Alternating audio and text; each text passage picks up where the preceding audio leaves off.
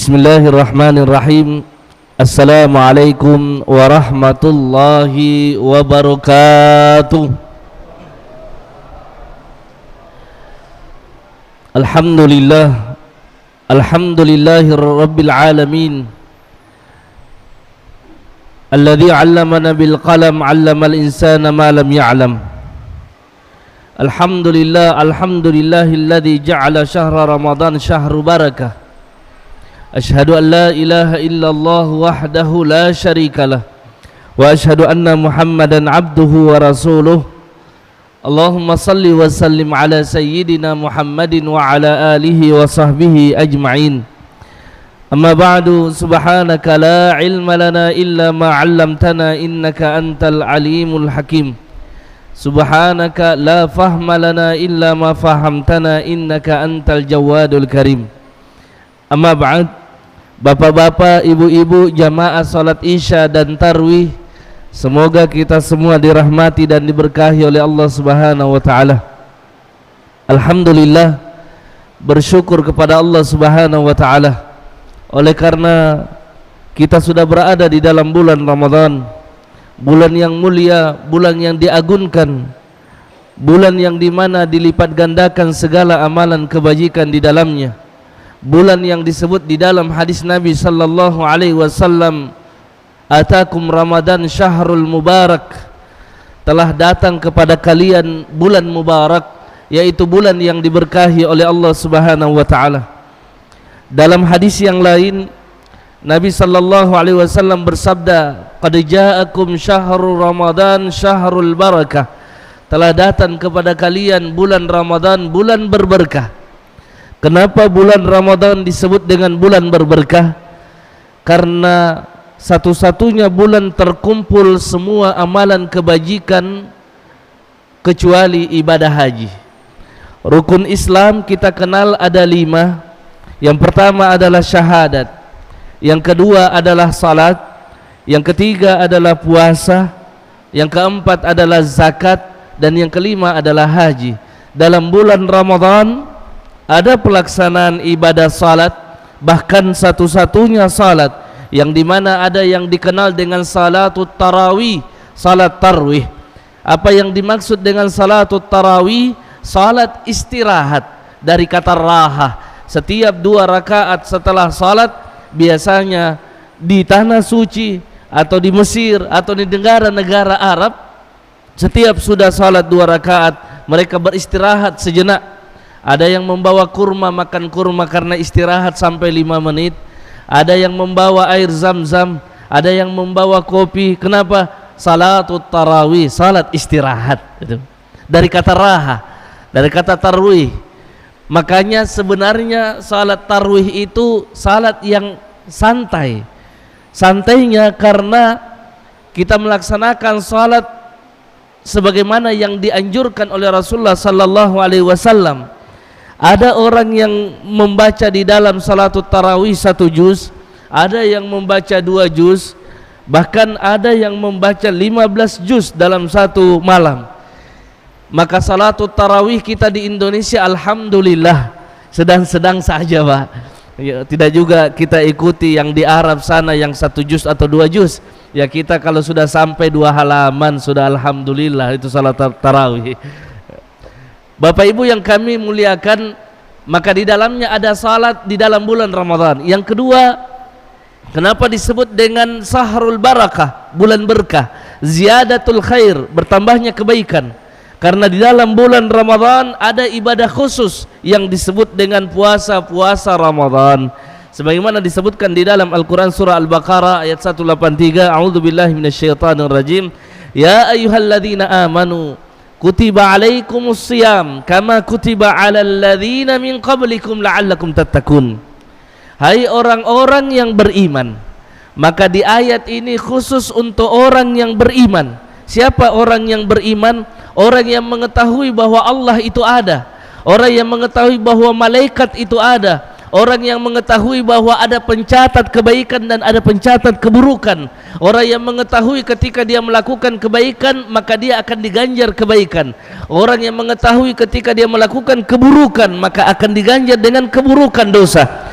Maka disitulah ditetapkan bahwa ketika seseorang melakukan ibadah puasa, puasa itu adalah ibadah rahasia.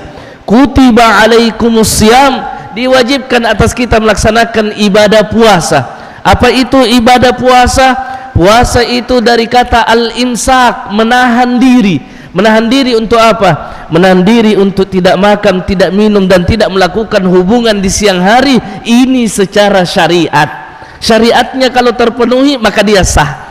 Persoalannya ialah ada orang yang berpuasa tapi tidak salat, ada orang yang berpuasa tapi juga berbohong, ada juga orang yang berpuasa tapi tidak menjaga lisannya.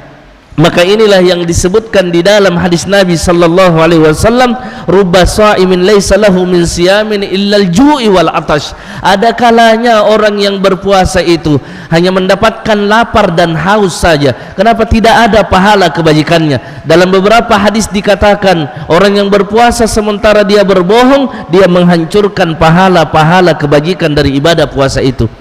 Maka ibadah puasa itu imsak, menahan diri, bukan saja menahan diri tidak makan dan tidak minum, tetapi menahan anggota tubuh kita ini untuk tidak melakukan kemaksiatan-kemaksiatan, apalagi yang merusak amal puasa kita. Sesekali kita buka Facebook, lewatlah yang gambar lain-lain. Kalau orang sedang puasa, Pak, ini ditahan, seharusnya dikasih lewat ini yang gambar macam-macam, video macam-macam. Tapi bagaimana Ustadz hukumnya? Ada orang yang tanya saya di kantor pajak Kolaka. Dia tanya, Ustadz bagaimana hukumnya saat kita berpuasa, pas buka HP lihat ada tayangan lain-lain, tidak sadar kita nikmati itu. Saya katakan haram hukumnya, Anda sedang berpuasa. Tidak puasa saja hukumnya haram, apalagi Anda sedang berpuasa. Terus bagaimana Ustadz? Karena kita kan manusia, jelas Anda manusia, itulah fungsinya puasa, mencegah syahwat ini untuk kita ikuti itu tayangan-tayangan yang tidak bagus di dalam Facebook. Walaupun anak muda rata-rata dia suka itu. Bapak Ibu yang kami muliakan, kama kutiba 'alal ladzina min qablikum, sebagaimana diwajibkan atas kalian sebelum kalian puasa itu. Memangnya Nabi terdahulu ada puasanya. Disebutkan dalam kitab Tafsir Al-Jami' li Ahkamil Quran Imam Al-Qurtubi, Nabi Adam alaihissalam itu puasanya 3 hari setiap bulan. Dalam satu riwayat puasanya Nabi Adam pada tanggal 10 Muharram di hari Ashura. Dalam satu riwayat lagi puasanya Nabi Adam alaihissalam 40 hari. Ketika diturunkan oleh Allah subhanahu wa ta'ala dari surga, maka dia bertobat 40 hari 40 malam dia berpuasa. Itu Nabi Adam alaihissalam.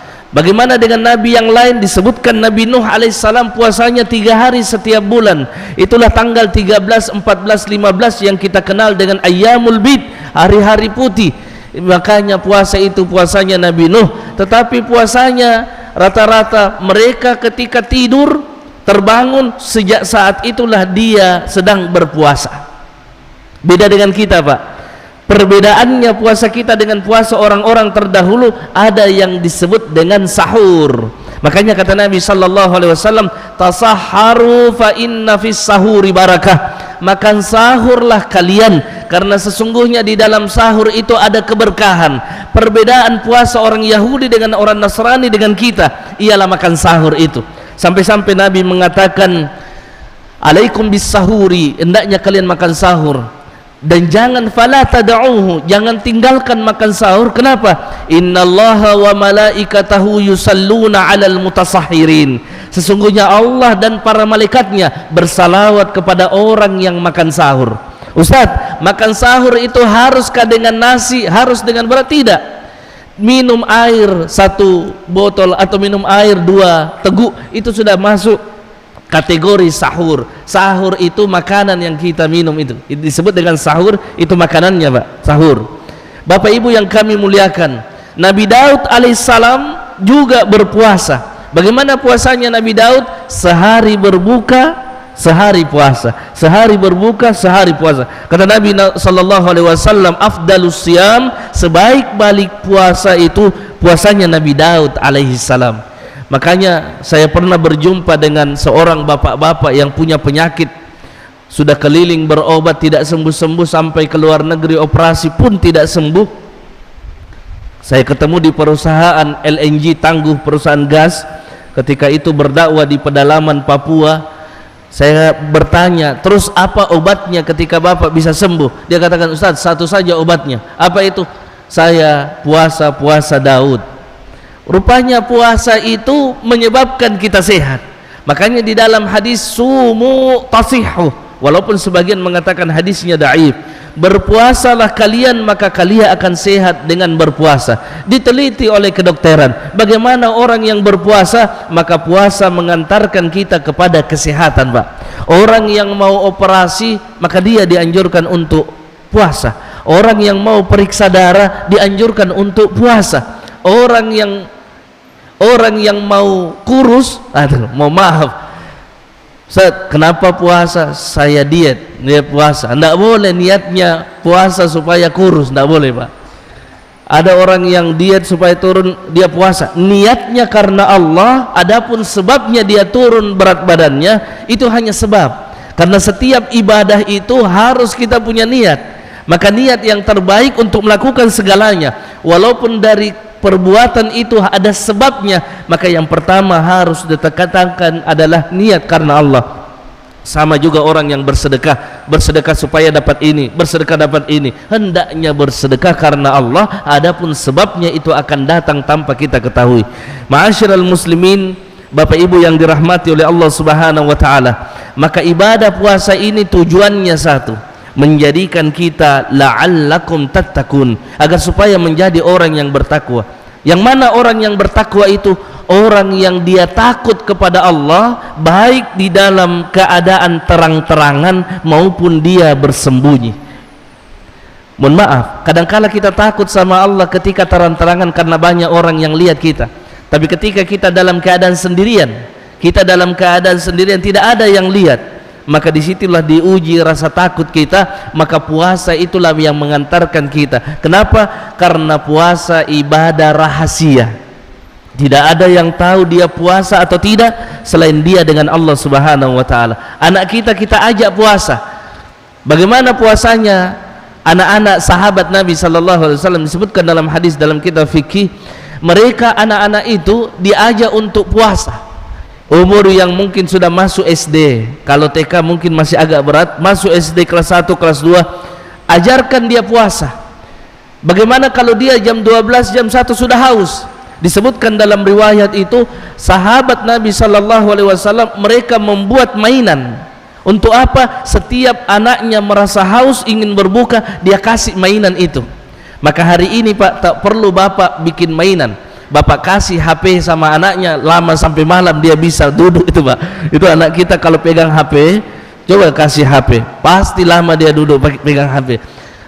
Bapak Ibu yang kami muliakan, maka Nabi mengajarkan anak-anak kita tadribus shaum, latihan untuk puasa. Maka buatkan mainan supaya dia tahan untuk puasa, dan ketika dia sanggup untuk puasa sehari, berikan reward, hadiah kepadanya. Seperti itulah latihan yang dianjurkan di dalam mendidik anak-anak kita. Bapak Ibu yang kami muliakan, yang ketiga, di dalam bulan Ramadan selain ada ibadah puasa, juga ada ibadah zakat, dan terakhir kita akan melaksanakan zakatul fitri yang kita keluarkan 2,5 kilo daripada beras yang kita makan, makanan pokok yang kita makan, maka dianjurkan untuk dikeluarkan. Bapak dan Ibu yang dimuliakan oleh Allah Subhanahu wa taala, maka bulan Ramadan bulan berkah yang dimaksud ialah ziyadatul khair, bertambahnya kebaikan-kebaikan kita. Dari segi dua, kata ulama, Syekh Utsaimin mengatakan ada dua yang bertambah. Yang pertama dari segi lahiriah, yang kedua dari segi batiniah. Dari segi lahiriah, maka dari segi materi kita semakin sehat.